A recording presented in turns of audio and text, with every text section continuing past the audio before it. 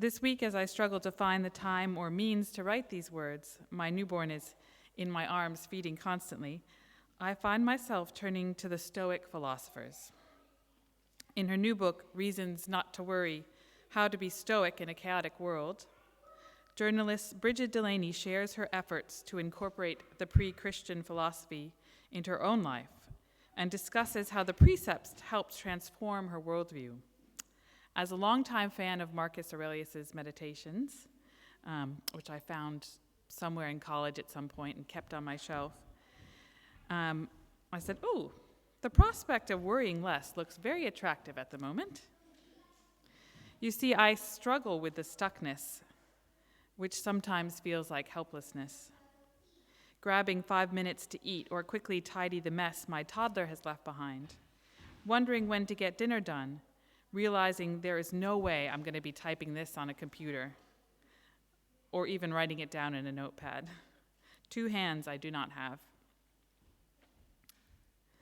I am trying to learn again to surrender my whim, my need, or at least my learned drive to be productive, to prove my worth.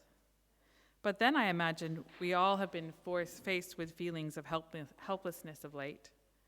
We vote and the victory remains far off. We wonder what we could possibly do to help a people locked in an ancient war, except add more noise to the cacophonous vacuum on social media. I recalled Marcus Aurelius' words now as I looked down on a tiny pair of curious eyes, briefly lifted open and upward. He advises, "It stares you in the face. No role is so well suited to philosophy as the one you happen to be in right now. Right here, right now. What is in my circle of influence? What do I have influence in? For the rest is to be let go." According to the Stoics, it is these precepts that they lay the groundwork for tranquil and compassionate life. 1 is to apply a control test to all the situations in your life, and to look at the situation and say, what do I have control over? And according to them, it's just about 3 things that you actually have in your wheelhouse: our character, our responses and reactions to things, so our outlook in a sense, and 3, how we treat others. These were the only things you had to worry about, because things like wealth, health, property, all of those could come and go so easily, and actually referred to those as perfect indifference. So it would be preferable indifferences. So it's preferably to be wealthy, but you're not supposed to really care about it because it could go away really fast. So I thought, okay, these things I can start with. I start with my perception. Am I trapped all day, or am I free to feed in peace the little life that I alone can nourish? Aha! In that perspective is power and sacredness, I might add. Control is important to us psychologically because it allows us to feel we are in the driver's seat. We have some agency.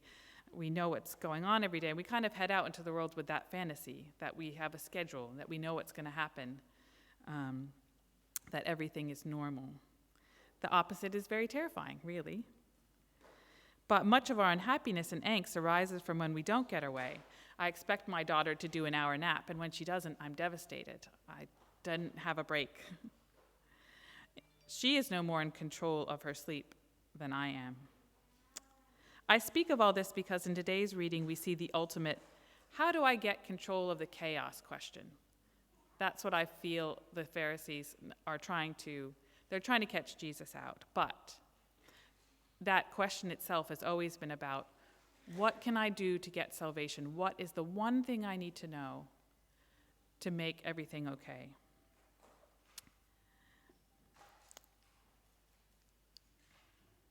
How do I get control of this chaos?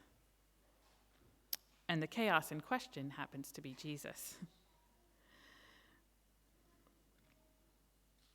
It's not a new question they're asking him, and they don't get a new answer. They were hoping he would maybe have sort of, he would say something a bit controversial, and then they could say, see, this guy's trouble. But it was a very known answer of the day to say, to love God with all your soul and with all your mind, and to love your neighbor as yourself.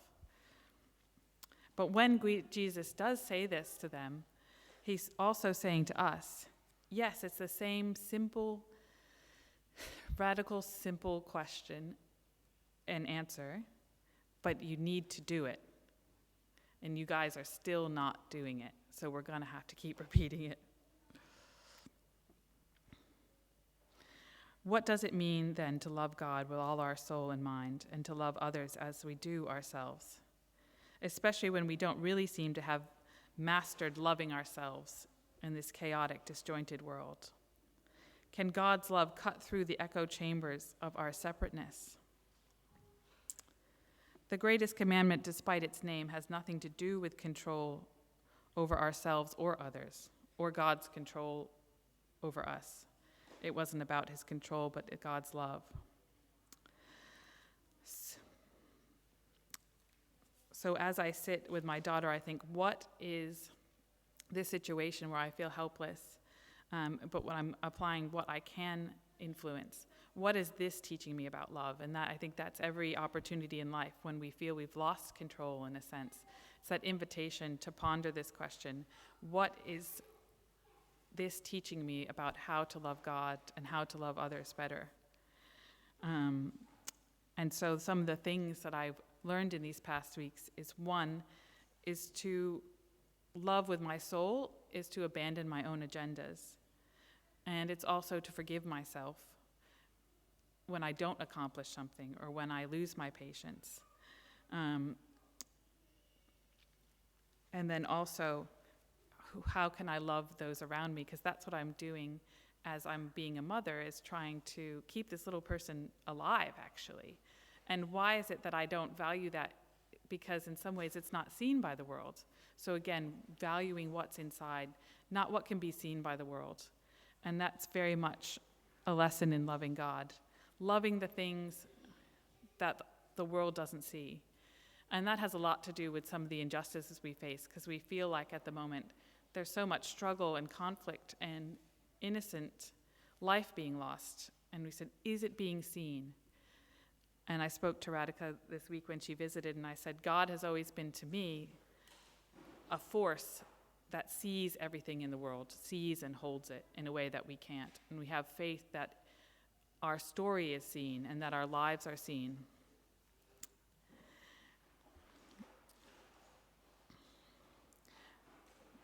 There was one Stoic, it's hard to say his name, Epictetus. I was struck by why he said in his teachings, he said, don't explain your philosophy, embody it.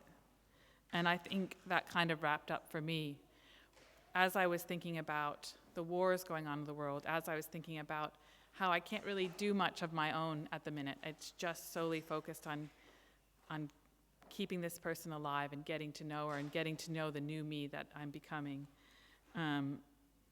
is that I just have to keep it simple and embody the love. I can't influence people's, we're not trying to persuade people to our opinions or or even have to decide what our opinion is on the conflicts around us, but simply to go back and return, what can I control? I can embody this philosophy. I can embody this commandment. I give up control of the external things, and I simply focus on what's emanating from me. And God gives me the power that God's love is in us and connects us. So the resource we have is God's love, to love ourselves and to love each other. And when that helplessness feeling kind of surrounds us, it's just the turning inward again. Holding a baby who's just so dependent and vulnerable reminds me of my own vulnerability. And just the continual practice to embody and be the love, that's what I can exert control over. But that's what transforms my life and makes me kind of not care about control anymore. And to face reality is also to love God. And the reality can be scary, but it also has this unlimited potential of creativity and growth. And that's where love has been in these past weeks. And I hope that in the coming ones, if you encounter a moment where you just feel helpless and at a loss and angsty and frustrated, that these little things can help you feel blessed again. Amen.